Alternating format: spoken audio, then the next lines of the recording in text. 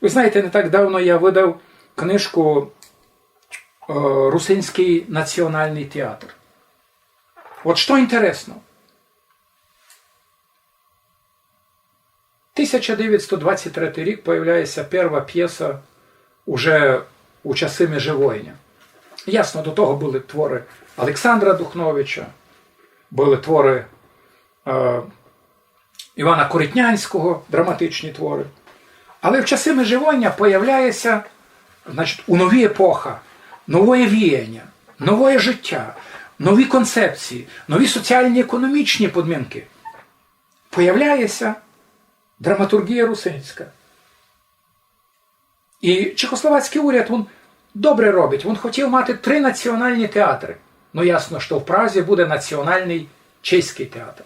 А в Братиславі буде національний словацький театр. А в Ужгороді вони хотіли отворити уже в 1921 році Руський національний театр. Це Русинський національний театр. Це проблема, що ми пустили туди людей, котрі були емігрантами на нашій землі.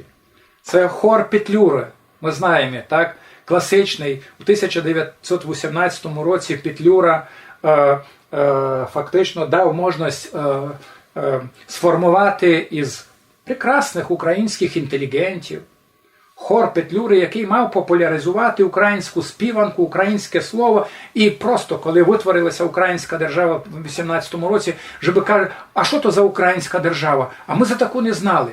І от, коли розпалася українська держава, так, по 19-му році, оці люди, вони ходили по Європі, заробляючи де? В ресторанах, в якихось кафе. І маленька група із 19 чоловік, хор був величезний. 90 чоловік, коли ви попозираєте на фотографію, була, коли вони йшли в перше своє по Європі турне, а фактично хор був створений за те, щоб вони йшли в Європу, бо треба було українську ідею поширювати в Європі. 90 чоловік. І коли вони, маленька групка, 19 чоловік прийшло на Подкарпаття, вони сказали, а ми готові. Ми готові кадри для Русинського національного театру. Вони 6 років дурили чехословацьких урядників. Аж поки в 27-му році їх просто не попросили. Як попросили? Закрили фінансування для них. І вони мусили йти десь далі. Але русини у цей час не мали можливості зайти на сцену того Русинського національного театру, як ми його називали, Руський театр просвіти в Ужгороді. Вони не мали там можливості прийти, молоді хлопці, як актори. Молоді режисери не могли там фактично дебютувати як режисери, як драматики. І що? Русинська література, русинська драматургія пішла на село. І унікатно було витворено 650 сільських театрів. Коли ви низько скажете 650, вам ніхто не повірить. Ми знаємо, що деколи у нас це в тому селові, це може на 20-му селі появиться якийсь аматорський театр. Так от, у русинів було на кожному другому селові був свій театр. А ті театри потребували русинську драматургію, русинські тексти. І так появилася русинська драматургія, яка від 23-го до 44-го року дала поверх 180 п'єс. Причому 2/3 тих п'єс були напечатані, а 1/3 обстала у рукописі. Днеска ми деколи знаємо назву тої п'єси.